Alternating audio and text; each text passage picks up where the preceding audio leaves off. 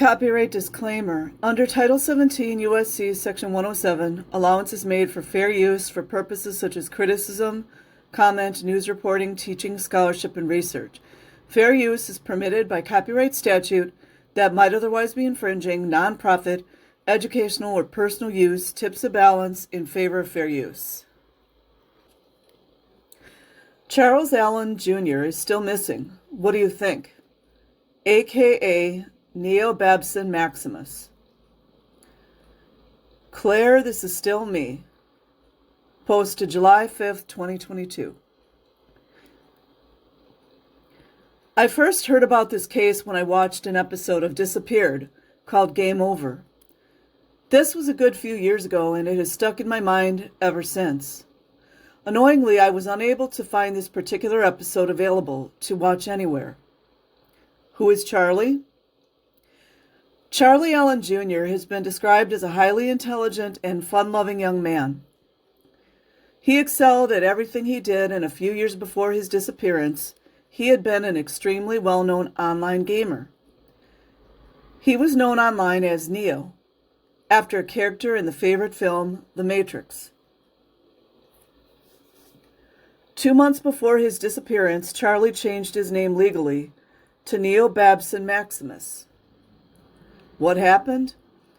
On the 11th of October 2007, Charlie was playing tennis with his friend Mason. That's an interesting name. Charlie invited Mason to a party that evening, and they agreed that they would meet at their college campus that night. Later that day, Charlie's sister Brittany went on to Facebook to reply to a message Charlie had sent her, but when she logged on, she saw his account had been deactivated, so she decided to call him. When she asked him about the Facebook account, he told her he had not deactivated it and said someone else must have. He went on to say that he had sent some emails and was now in trouble as some important people. He was now in trouble as some important people were after him. He warned her that she might also be in danger and told her that she should leave school and only God could protect her. Brittany said he wasn't making much sense. He sounded panicked and out of breath, like he was running. One of the last things he said to Brittany was that if he went missing, the answer could be found in the periodic table of elements. Understandably concerned, Brittany called their dad, who said that he and their mother had also received messages from Charlie. He was also concerned as they had sounded like goodbye messages, with the call to one parent mentioning going somewhere hot, like Florida or Mexico, and the call to the other mentioning Texas again. Charlie sounded out of breath.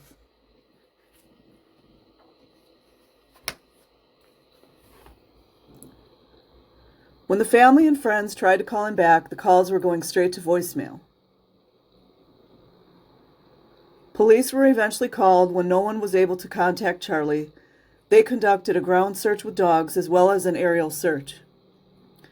Charlie's laptop was searched, but it appeared to have been wiped clean.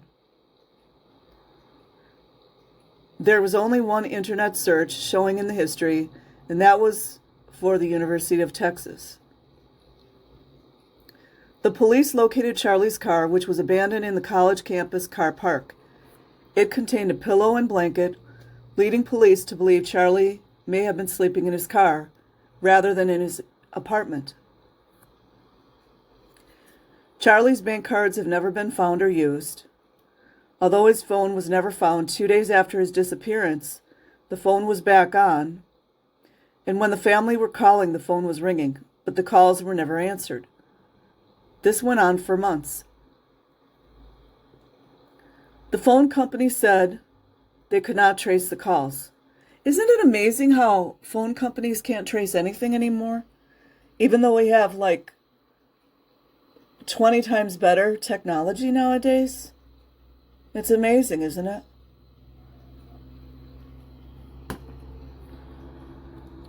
Sightings. The following morning, police went to investigate reports of an intruder. Sounds like a cover story. A woman had been woken by a shirtless and shoeless man entering a second-floor window of her home. When she bravely confronted him, he was apologetic and asked if Mason was there. She told him Mason did not live there. He once again apologized and left out of the window he came in. That's really weird, but maybe in a way I am, as a Gen Xer, motherly type, I would have tried to help him. I know that's disturbing, someone comes into your home, but you can see this young man needs help. I mean, if he was threatening and he seemed scary or something, that would be different. It's my opinion. It was later confirmed that the man matched Charlie's description. On the 14th of October, a backpack was found. It contained a notebook with Charlie's name on it. A pair of tennis shoes were also found on a road a couple of miles away.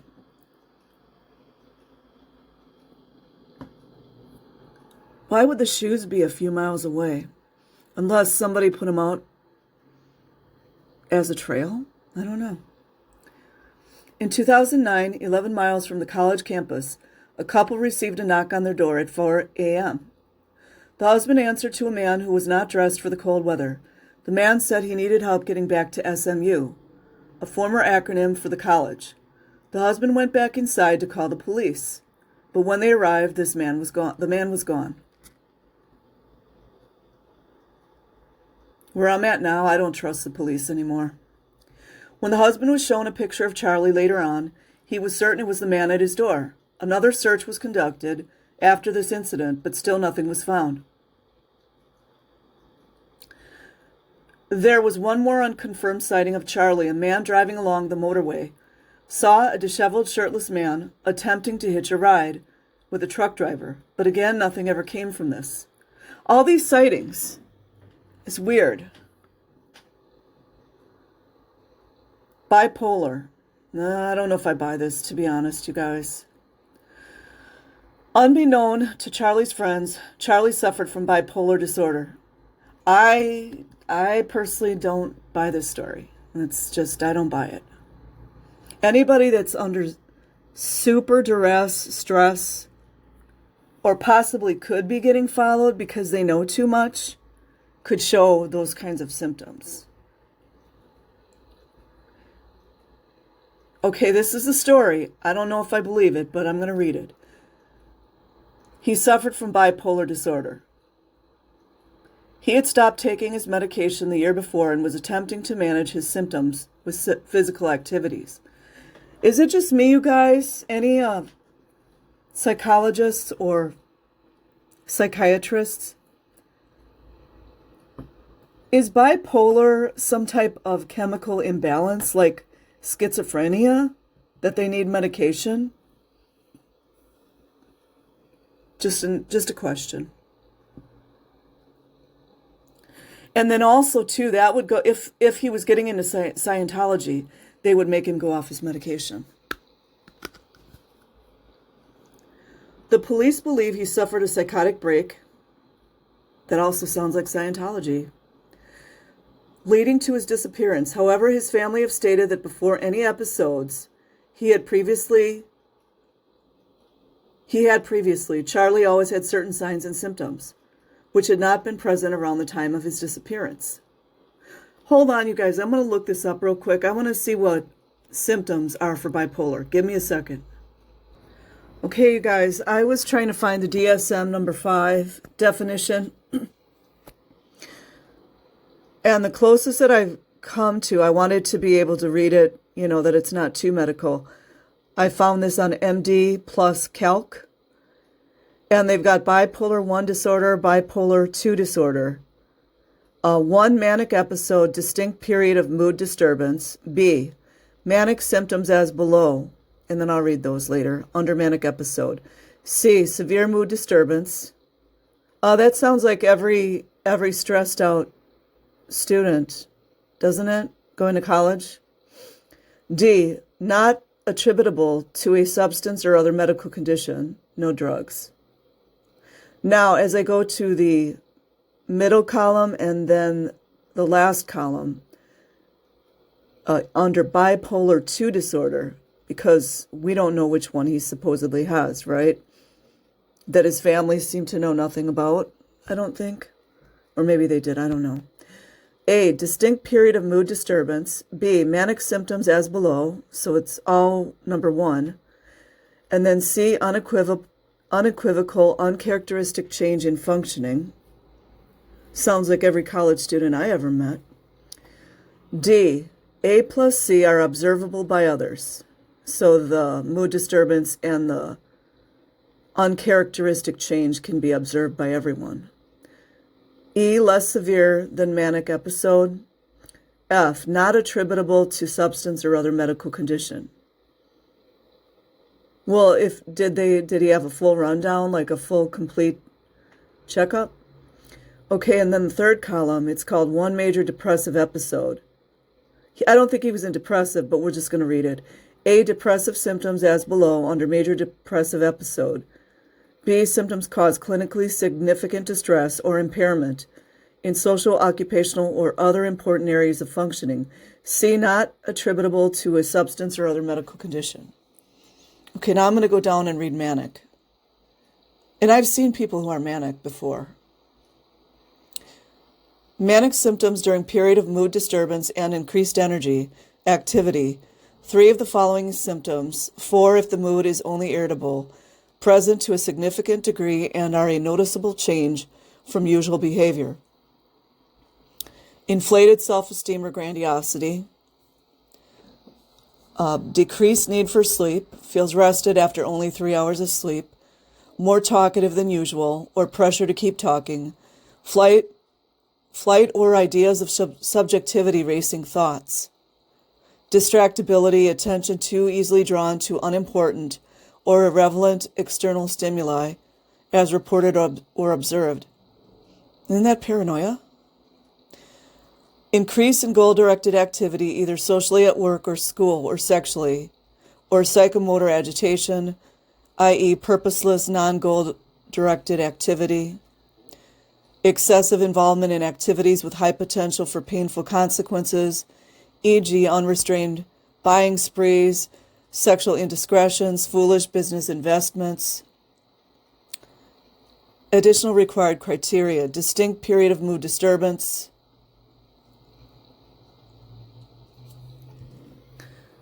1 week or more of abnormally and persistently elevated, expansive or irritable mood, and abnormally and persistently increased activity or energy present most of the day, nearly every day, or any duration.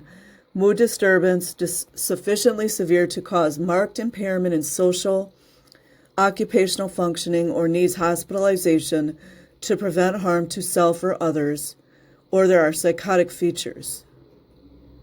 Episode not attributable to a substance, e.g. drug of abuse, medication, other treatment, or other medical condition. I'm not going to read the whole hypomanic. And then there's a major depressive episode where they're more depressed. So anyways, I just wanted to kind of, because they're saying this, and I'm like, well, how do we back it up? I'm sure I'm still recording. New life.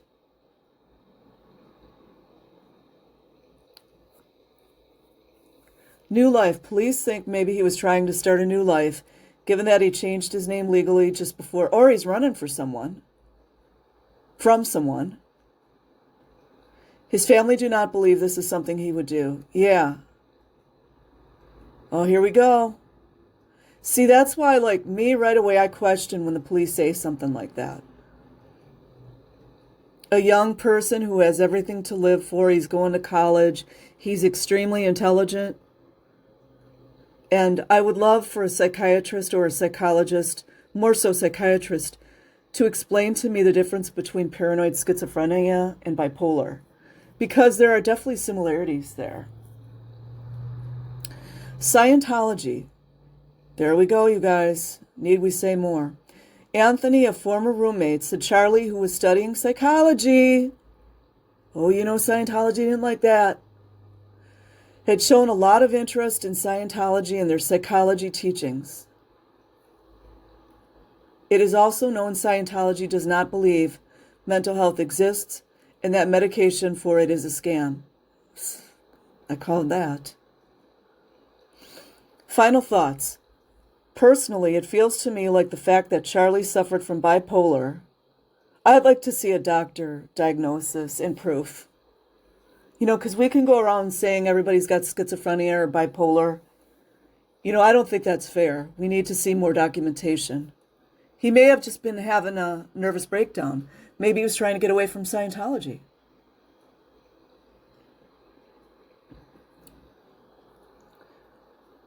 Personally, it feels to me the fact that Charlie suffered from bipolar, which nobody's proven yet, by the way, has been used as a reason not to keep going with this investigation. Check. I don't know much about this myself, but if Charlie had not suffered, would the searches have gone on longer? Charlie was described by many people as highly intelligent, exactly, with his former roommate saying that if anyone wanted to get away and stay hidden, Charlie could. What was he running from? Had he got on the wrong side of some important people and it was safer that everyone thinks he had had a manic episode? Charlie knew where Mason lived, and the house that was broken into was nowhere near his house. Was this person Charlie or just a bizarre coincidence? Or a police setup? Let's just keep it 100 over. You know what I'm saying?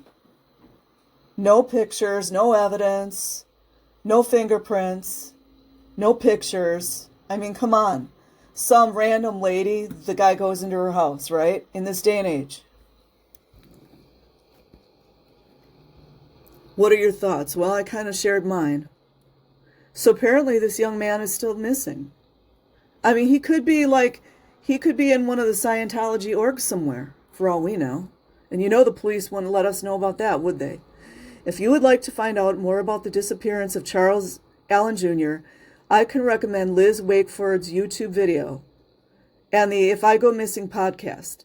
There is also a Facebook page set up by Anthony with further details. I'm definitely going to be checking all those out. So you guys, I'll put the link in the description box. Like and subscribe if you choose. Have an amazing day or night wherever you are. Peace.